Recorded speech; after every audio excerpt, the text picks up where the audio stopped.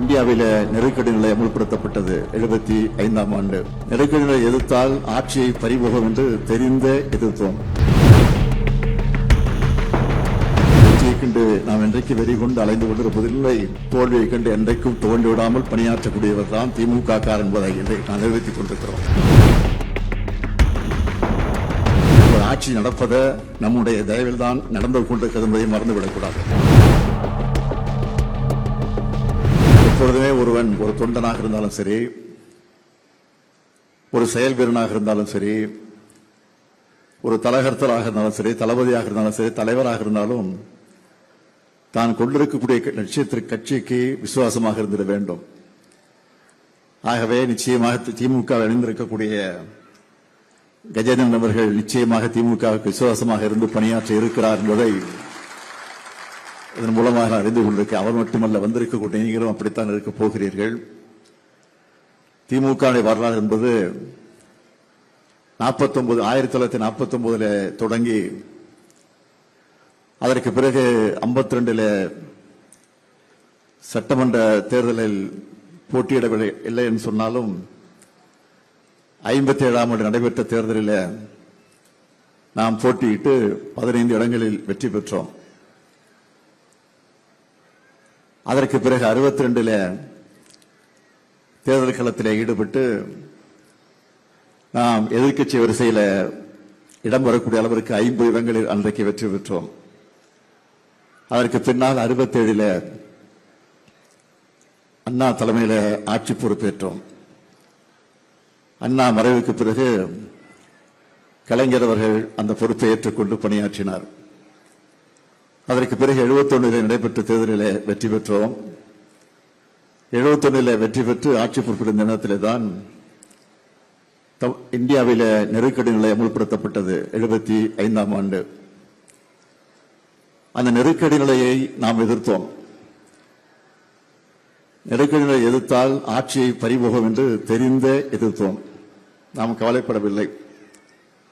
கலைஞர் அவர்கள் அதை பற்றி கொஞ்சம் கூட கவலைப்படாமல் ஆட்சி நமக்கு முக்கியமல்ல, ஜனநாயகம் தான் நமக்கு முக்கியம் என்று கருதி அந்த நெருக்கடி நிலையை எதிர்த்து சென்னை கடற்கரையில் லட்சக்கணக்கான மக்களை ஒன்று திரட்டி தீர்மானம் போட்டு அன்றைக்கு நிறைவேற்றினார்கள்.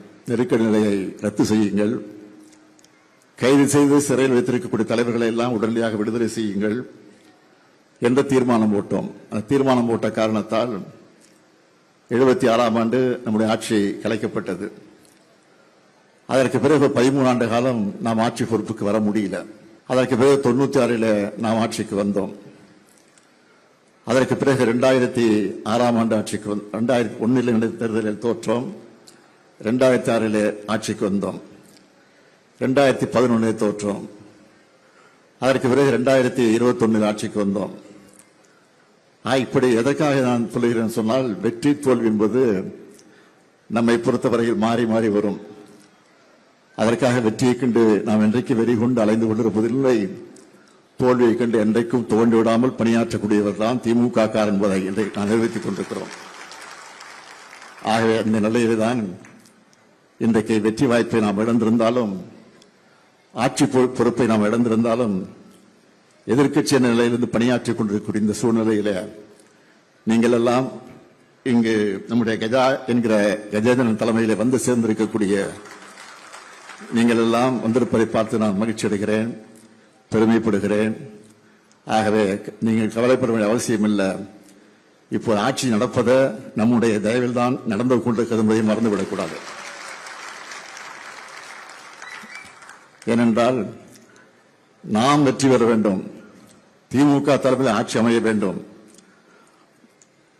எதிர்க்கட்சிகள் எல்லாம் தோற்க வேண்டும் என்ற நிலையிலே தான் நாம் தேர்தல் களத்தை சந்தித்தோம். ஆக நம்முடைய கூட்டணியில் இருந்த கட்சிகளுடைய தயவோடு தான் இன்றைக்கு இந்த ஆட்சி நடந்து கொண்டிருக்கிறது. ஆக திமுக ஆட்சிக்கு வர வேண்டும் என்று கருதி நம்மோட கூட்டணியில் இருந்த கட்சிகளின் தயவில தான் இன்றைக்கு திமுக நடந்து கொண்டிருக்கிறது. அந்த கட்சியினுடைய தலைவர்களே, அந்த கூட்டணி கட்சியில் இருக்கக்கூடிய தலைவர்கள் பல இடங்களில் குறிப்பிட்டு சொல்லி இருக்கிறார்கள். நாங்கள் வருகிற போது எங்கள் கூட்டணி கட்சியினுடைய தலைவர் திமுக தலைவர் மு க ஸ்டாலினிடத்தில் சொல்லிவிட்டு தான் வந்திருக்கிறோம் சொன்னார்கள். அவர்கள் சொல்லிவிட்டு சொல்லுகிற நேரத்தில் நான் சொன்னேன், நீங்கள் சொல்லுங்கள், உங்களுடைய விருப்பம், உங்களுக்கு இருக்கக்கூடிய ஜனநாயகம் நான் தடுக்க மாட்டேன். நாட்டிலே ஜனாதிபதி ஆட்சி வந்துவிடக்கூடாது, அதன் மூலமாக பிஜேபி ஆட்சி தமிழ்நாட்டிற்கு வந்துவிடக்கூடாது என்ற அடிப்படையிலே தான் அவருக்கு நான் வழி அனுப்பி வைத்தேன். ஆகவே நம்முடைய தயவோடு நடைபெறக்கூடிய இந்த ஆட்சிக்கு முற்றுப்புள்ளி வைக்க விரைவில் நாம் உறுதி எடுத்துக்கொண்டு பணியாற்ற இந்த நிகழ்ச்சியை உறுதியெடுப்போம் என்று கூறி மீண்டும் வந்திருக்கக்கூடிய அத்தனை பேரையும் வருக வருக வருக என வரவேற்று என் உரையை நிறைவு செய்கிறேன். நன்றி, வணக்கம்.